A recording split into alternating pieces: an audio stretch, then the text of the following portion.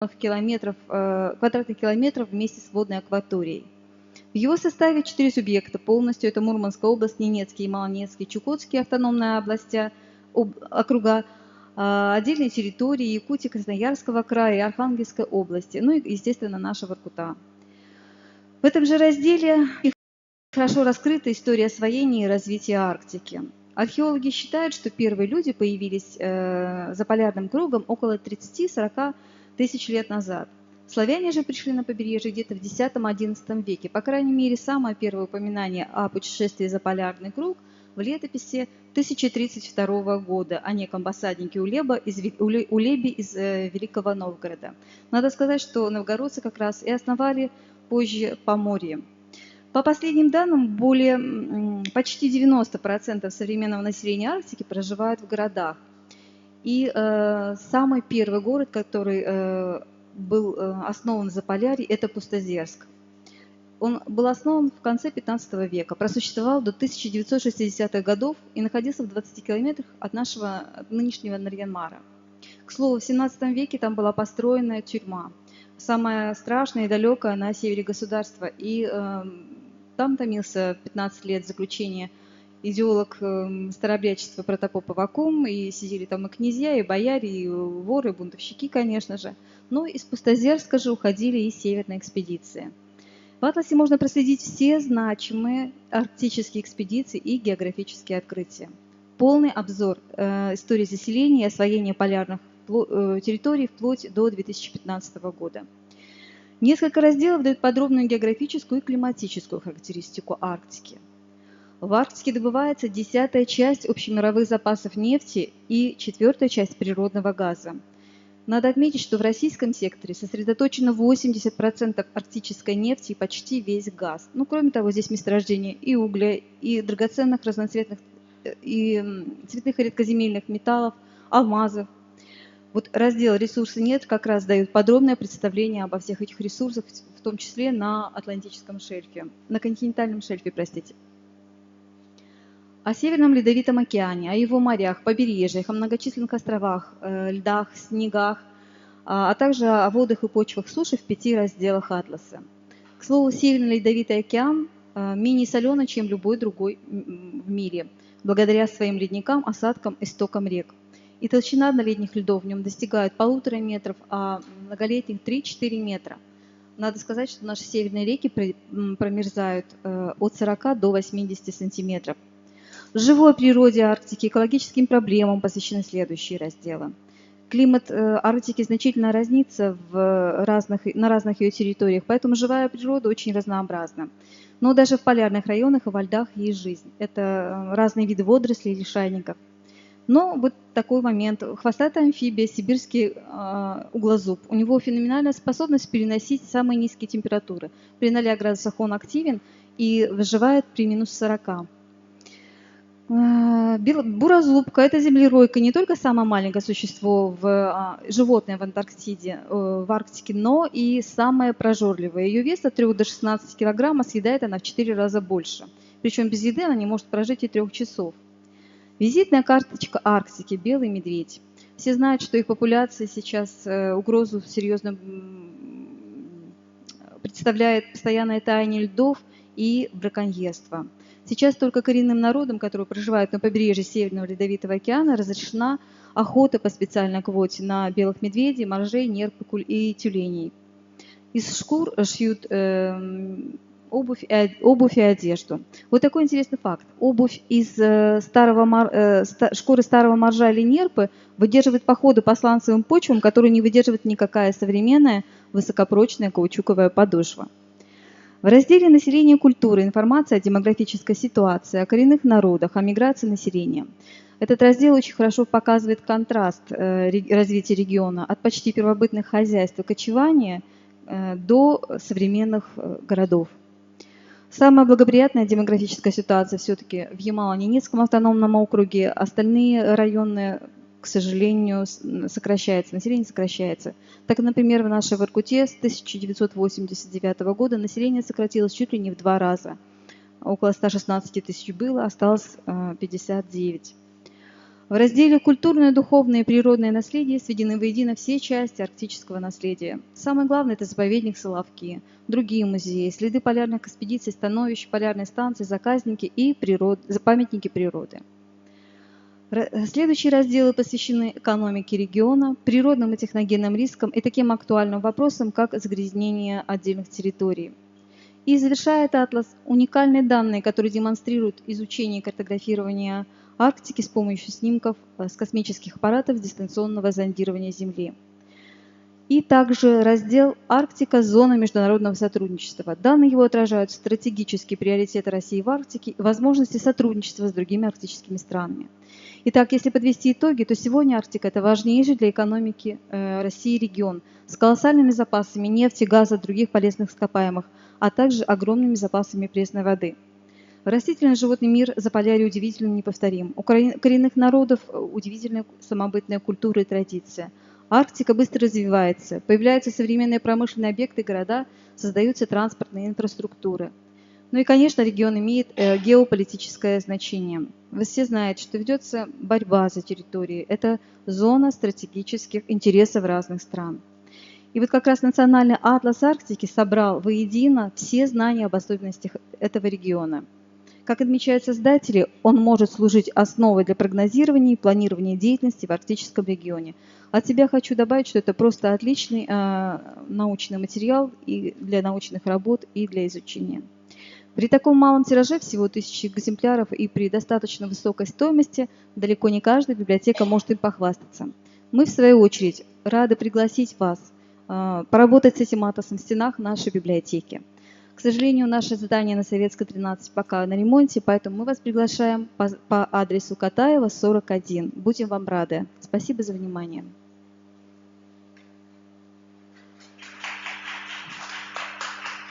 А мы продолжаем, постараемся сделать это в темпе. Я еще раз хочу вас поприветствовать на нашем очень крупном мероприятии. Мы проводим его ежегодно. Я вас сразу же приглашаю на следующий год. Мероприятие называется «День Арктики». Обычно мы делаем сразу же несколько площадок и для молодежи, для взрослых людей, для путешественников, для специалистов, просто для широкой аудитории. Вот. Сегодня ключевое мероприятие, завершающее сегодняшнего дня Арктики. Для начала я бы хотела поблагодарить тех людей, которые помогли сегодня приехать, сделали возможным приезд сегодняшних наших гостей. А это межрегиональная корпорация безопасности «Лавина». Вот именно благодаря им мы сегодня смогли пригласить наших именитых гостей. Несколько лет назад, совсем недавно, у нас появилась в нашей библиотеке, в Национальной библиотеке Республики Коми, появилась традиция на День Арктики звать известных людей, чьи имена так или иначе связаны с Арктикой. Вот. Сегодняшний день не исключение. У нас очень интересные гости. Это представительница легендарной женской полярной научно-исследовательской лыжной команды «Метелица». «Метелица» была создана в 1966 году. За более чем 50 лет своего существования группа совершила путешествия в самые различные точки земного шара. Не буду все перечислять, скажу самые существенные. Это Северный полюс и Южный полюс. Да? Остальное они вам расскажут подробности сами. «Метелица» — это единственный в мире женский лыжный отряд. Единственный до сих пор. На его счету более 20 экспедиций за 30 лет. Полярницы трижды побывали в Антарктиде, где провели серьезные научные эксперименты. Это очень важная часть их работы. Они плотно работают с наукой. Полученные результаты легли в основу методики, которая помогает представительницам команды заниматься реабилитацией инвалидов. И перед тем, как мы начнем, мы покажем ролик. У «Метелицы» есть свой канал на YouTube. Именно оттуда этот ролик. Посмотрим. Там есть другие интересные. Это такой небольшой анонс.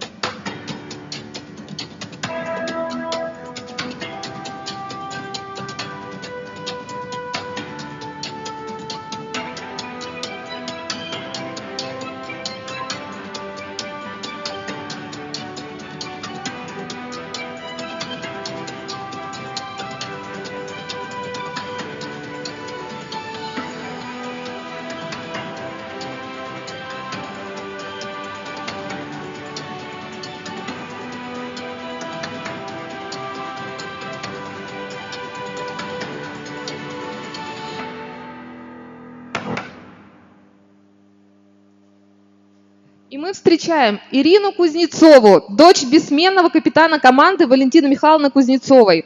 Ирина имеет разряд по лыжным гонкам, в группе являлась фоторепортером. Она расскажет о своих легендарных лыжных походах, о том, с какими трудностями ей пришлось столкнуться во время экспедиций.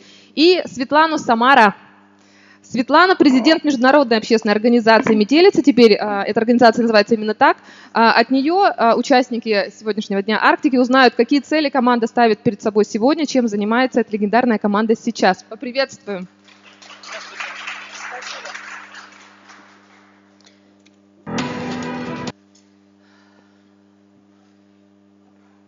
Ну, мы сегодня уже второй раз начинаем. Наверное, опять мы начнем с того же самого, потому что я вижу другие лица, новые люди. Метелица – это женская лыжная полярная команда. На сегодняшний день уже не только лыжная. Как вы видите, вот один из видов спорта, который мы сейчас активно продвигаем и адаптируем для инвалидов, это скалолазание. Поэтому, наверное, правильнее будет сказать просто спортивная команда Метелица, научно-спортивная команда Метелица. Команда работает, вот я сейчас только что сама увидела ошибку в ролике, не с 69-го, а с 66-го года. Команде в этом году, соответственно, 54 года. 54 года – это один и тот же состав, но пополняемый. Практически нет никого, кто там ушел-вышел. Они все так или иначе на связи и вместе с командой. Это около 100 человек, которые прошли через разные экспедиции на разных этапах. Ну, невозможно 50 лет ходить на лыжах, это совершенно точно. С 1966 года команда работает. Команда начала именно как лыжная спортивная команда. Первые 5-6 лет были сверхмарафонские лыжные пробеги. Сверхмарафонские лыжные пробеги просто потому, что это послевоенное время, когда был очень жив еще послевоенный дух, когда некая романтизация памяти войны уже происходила, потому что общество выздоравливало от ран, и совершенно такое романтизированное отношение к партизанам на лыжах и так далее. И лыжный спорт, он был вот... Иногда я читаю старые хроники, в том числе и Метелицы. Мне кажется, большой теннис рядом не стоял вот с популярностью лыжного спорта тогда. Очень сильные команды Бауманского института мужские в какой-то момент вдруг дошли до Питера, до Ленинграда. Это имело очень большой резонанс, это имело очень большую такую прессу хорошую, положительную. И женская команда девушек, в том числе Ирининой мамы, Валентины Михайловны Кузнецовой, под ее крылом собралась. Это были сильные лыжницы, которые в силу просто, в спорте есть такое понятие «неудачный год». До сих пор это существует. Неудачный год рождения, когда спортсмены этого года, Олимпиады идут циклом 4 года, чемпионат своим циклом, ребята этого года просто неудачно высеваются в Олимпиаду, и они не все так легко у них складывается, как у людей, которых более удачный год рождения. Метелица, первый состав Метелицы, это девушки довоенного 37-го года рождения. Поэтому после войны соревноваться с молодежью, которая хорошо питалась, которая не знала, что такое оккупация, что такое настоящий голод, было трудно. Девушки в 30 уже имея серьезные достижения в лыжном спорте, в том числе и чемпионы республик, и чемпионы СССР, еще полные сил, но вот уже не видящиеся дальше в спорте, задумались о том, что делать. Собравшись в команду, они тренировались, много работали, и на это внимание каким-то образом обратили журналисты, сказали, вот, наверное, женская команда, наверное, она хочет утереть нос бауманцам, мужчинам, которые прекрасно ходили в Питер. И дело в том, что это было сказано на страницах газеты. И как-то вот девушки вдруг сказали, что нет-то, собственно. Наверное, придется как-то собраться и пойти в Ленинград. Сначала был тренировочный поход в Смоленск, 450 километров, а потом Ленинград. Ленинград, который запустил очень интересный, очень мощный этап в жизни команды и, собственно, сделал команду командой. 725 километров на лыжи за 7,5 ходовых суток. При ужасной низкой температуре за минус 30 градусов вдоль Ленинградского шоссе, которое в 1969 году, как вы понимаете, выглядело совсем не так, как сейчас. Фокус оказался в том, что бойцы советской армии, поставленные прокладывать лыжню, где-то в районе Конакова обалдели, встали за метелицы и пошли за ним. А потом они до двери не дошли, они где-то там по пути. Ленинградское шоссе, сырая, вообще климат сырой, и поэтому до сих пор есть участки за Баладим, когда едешь, и там уже бывает.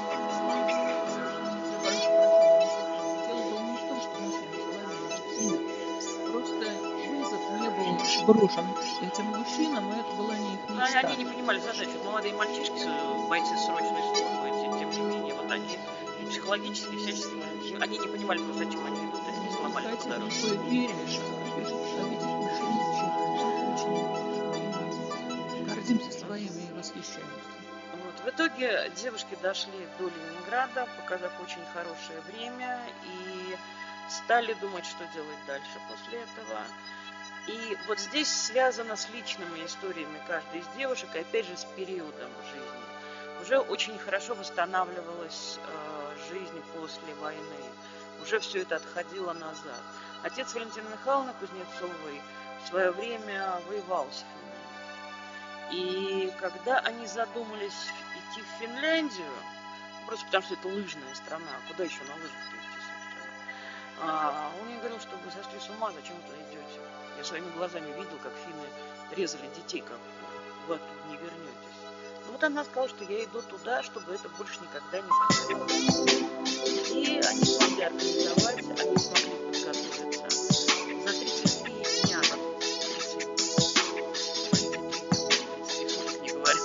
за 33 ходовых дня они прошли 2600 километров. Москва, Санкт-Петербург, Ленинград, Хельсинки, Тулу, Темпе,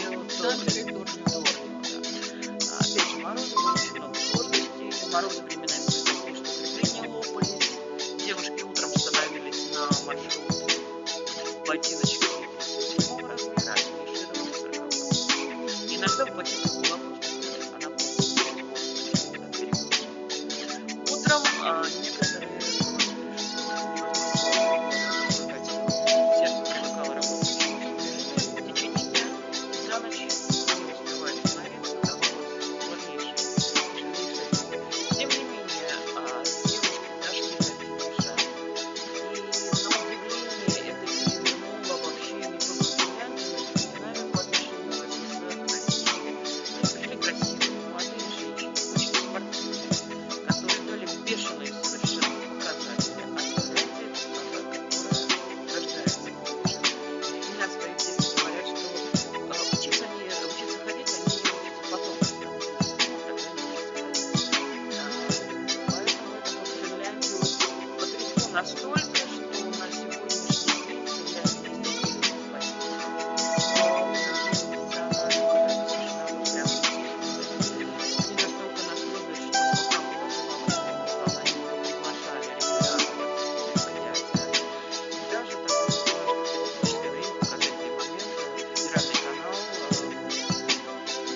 действительно государственный государственный канал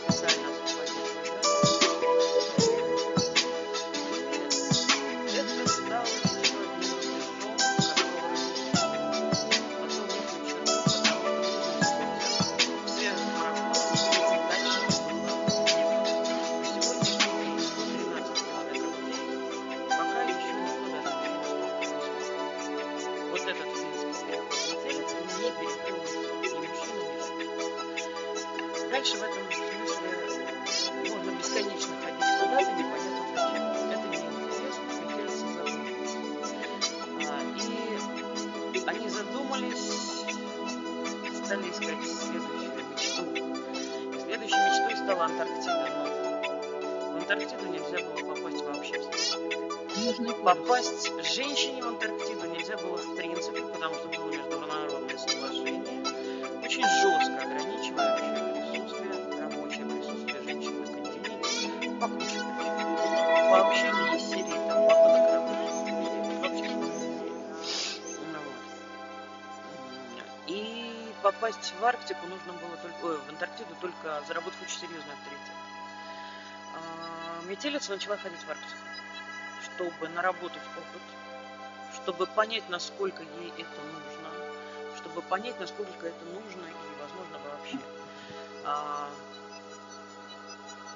На определенном этапе к метелице присоединилась потрясающая женщина, психолог, дублер Валентины Терешковой, Ирина Баяновна Соловьева, более чем титулованный и интересный спортсмен, 16-кратная рекордсменка мира. Я не знаю, сколькикратная она чемпионка мира. Там, по-моему, что-то за 30 раз. Просто в последнее время они перестали прыгать с супругом, потому что последние 2 года они были техническими чемпионами мира. То есть на стартовую площадку, кроме них в мире, в этом возрасте, Среди просто ветеранов никто не выходил. просто никто уже не выходил, тягаться. не доживают до таких лет. Она полковник ВКС, доктор наук, психолог. И вот присоединение ее к команде было очень символично. Оно дало очень серьезную базу для психологической работы. Медико-биологическая работа тоже наметилась на очень хорошем, интересном, серьезном уровне. И за 10 лет, благодаря Ирине Баяновой, благодаря другим врачам, Татьяне Евгеньевне Кузнецовой, которая на данный момент преподает во Втором медицинском институте физиологию на 2 языках, откаталась программа психологической подготовки женщин для полетов в космос. Потому что если очень серьезно закопаться в историю женщин в космосе, она не такая большая на самом деле, полет Терешковой был замечателен и прекрасен, но там были аспекты психологических срывов и прочих вещей, потому что Валентину Терешкову никто не готовил как женщину. Ее готовили как космонавту. И это привело к определенным осложнениям, и даже где-то вот в исторической там, всякой литературе, посвященной биографии Королева, есть прям вот нецензурные цитаты на тему следующих полетов женщин в космос, и когда они случатся. И, в общем, 10 лет. Он сказал, что я не видела ни одной женщины. Тем не менее, Ирина Баяновна взяла на себя такой труд вместе с метелицей сделать эти программы, и на самом деле до сих пор Ирина Баяновна является вице-президентом метелицы, она с нами.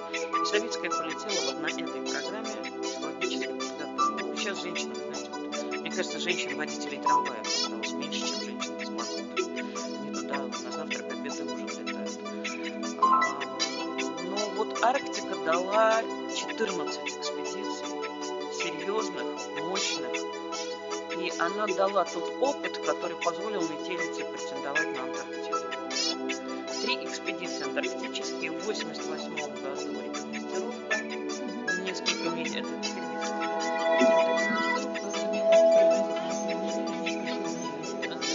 Была заброска для просто согласования тактики движения и, безусловно, снаряжения всего, с которым команда должна была выходить на маршрут. Консультации с руководством станции «Молодежная» полярниками с огромным стажем и опытом работы в Антарктиде. И цель этой рекогносцировки заключалась в том, чтобы на будущий год обязательно выйти на маршрут, чтобы эти мужчины, которые принимали первый год с огромным сомнением и непониманием, что это будут делать женщины в Антарктиде, чтобы на следующий год они ждали этих женщин в Антарктиде и готовы были поддержать.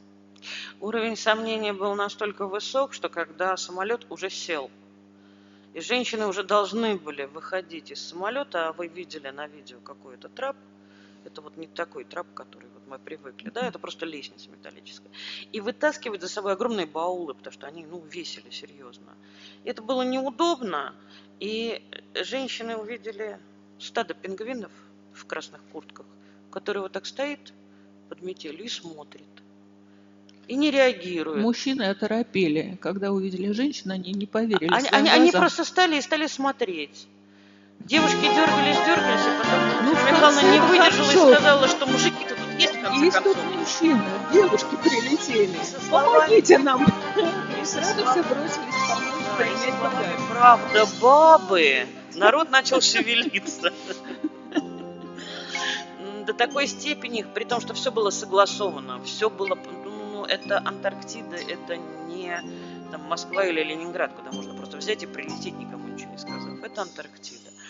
Вот все равно люди были, даже видя своими глазами, они были не готовы принять, что да, действительно, женщины туда пришли, и они здесь будут работать. Привыкали долго и с трудом. Главное, это руководитель станции Комсомольская с огромным опытом. Хабаров Юрий Андреевич. У него были огромные способности женщин на что-то, но когда он увидел то, с каким огромным желанием и с каким опытом за плечами, с пройденными более десятка уже арктических экспедиций, с научными программами, которые были осуществлены, уровень, на котором происходила эта работа, он поглядел на то снаряжение, которое, предположительно, метелица должна была использовать в Антарктиде.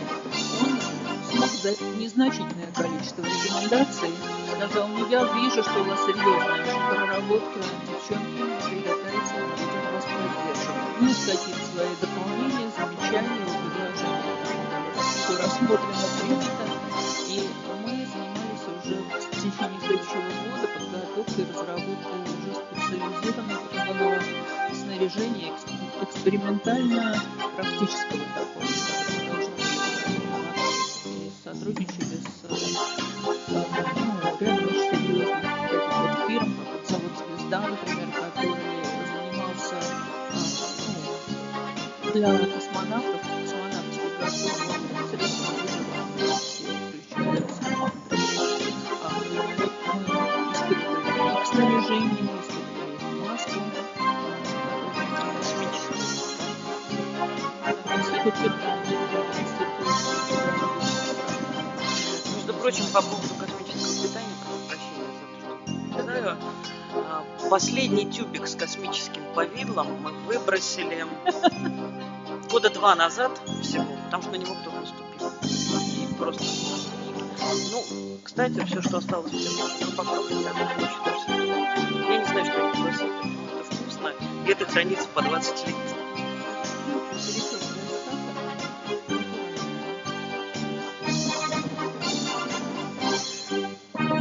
В общей сложности экспедиционная работа метелицы дала больше 40 научных работ разного уровня диссертаций по разным направлениям: экология, иммунология, вирусология, эндокринология, психология. Вот сейчас ведется работа на этой же площадке по психологии.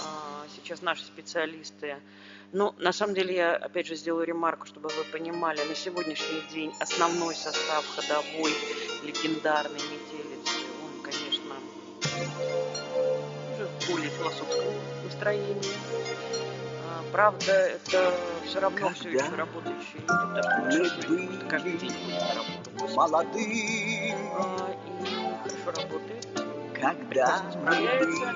Кто-то просто перегружен. молодым, Врач, руководитель последнего прекрасную теоретической работы Ирины Владимировны, она просто перегружена, потому что она уникальный специалист по проблемам диабетической стопы. Вот эндокринолог, великолепный преподаватель, и частично наша работа тоже в вопросе сохранения диабетической стопы, часть тех вещей, которые делались в Антарктиде, они тоже молодым, в ее работе.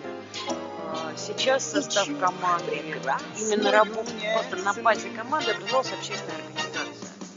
Общественная организация, которая на сегодняшний день в составе 6 человек всего работает полноценно. И основной упор, конечно, нашего, он делается на реализацию. Потому что такая мощная база, но она не может просто лежать для истории, для галочки, для памяти. И наука, ради науки, она, наверное, не имеет права на существование. Наука может быть только ради людей, наука может быть только ради того, чтобы служить людям.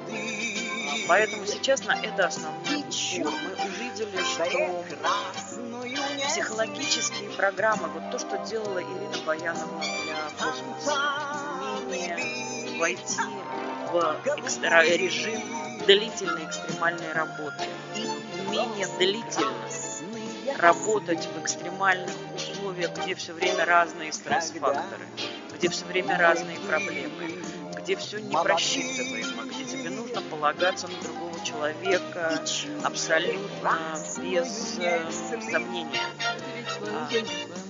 Абсолютно. И самое главное, что часто происходит в чрезвычайных странах, это посттравматическое стрессовое расстройство. Оно может быть затяжным на всю жизнь, оно орудует людям не только психоэмоциональную условия, оно просто становится психосоматическими заболеваниями, которые бывают. Умение выйти из стрессовой работы и вернуться к нормальной жизни.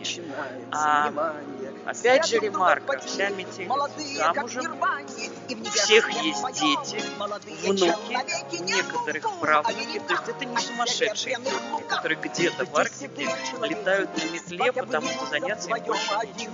Это абсолютно нормальные женщины, они варят борщи. Не только палатки арктические, но и там, я не знаю, переднички для кухни. Нормально работают. То есть это абсолютно нормальные женщины.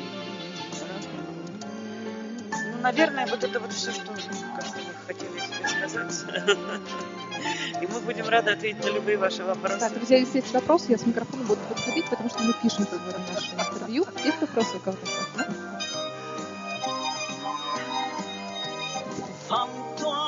Дмитрий Тамарыгин, Институт проблем Севера, научный центр. Два вопроса, если можно. Может быть, я что-то пропустила. Вот ваш личный опыт, по-моему, мы Ирину видели в снежном купании, нет? Да. Вот. Это другая Ирина, это Ирина Гурьева. Ну вот тогда личный опыт участия, да? И второй вопрос.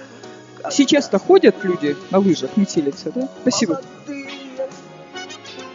это ко мне, наверное, вопрос. По поводу моего личного опыта, ну, я участвую в 7 арктических и антарктических экспедиций в общей сложности. У меня 5 арктических и 2 антарктические экспедиции. Одну из них я прошла полностью от Мирного до Востока, 1200 километров за 64. 1200. Не бойтесь бросить все на карту и жизнь переломить. Может, мы там плутали, но я не знаю. Женщины, нормально. Это так по прямой считается. А так, что там было в деталях, я не знаю. Точно у нас Играйте на рисковой карте. Не бойтесь. Значит, Не я бойтесь. принимала участие тогда в арктической экспедиции, как самый молодой. Стала я впервые на по маршруту от Хальмарью до Устары. И это было зачеркнуть из дома выйдя в непогоду. Смотрите дух, пришпорьте плоть. Не бойтесь. А после этого было еще несколько экспедиций в Арктике, и во всех я принимала участие. Они были, как правило, весной, после уже восхода полярного, в апреле-мае месяце. Ну, максимальная продолжительность была в пределах месяца. Иногда мы снимались маршруты раньше, поскольку там были проблемы с погодой, и с вылетом. И одна из наиболее острых стрессовых факторов, один у нас был, это успеть попасть, независимо от погоды и любых обстоятельств, на последний отлетающий самолет. до закрытия сезона перелетов и навигации. Потому что у всех работы, семьи, и совершенно невозможно все это сорвать. Мой личный опыт в команде был кинофотооператора. Это моя специальность. У нас были также, как и во всех, наверное, экспедициях, обязательно были руководитель, обязательно был радист, даже 2 базовые радиста и радист на маршруте. Была научно-испытательная группа, экспериментальная, были врачи-руководители научной программы, были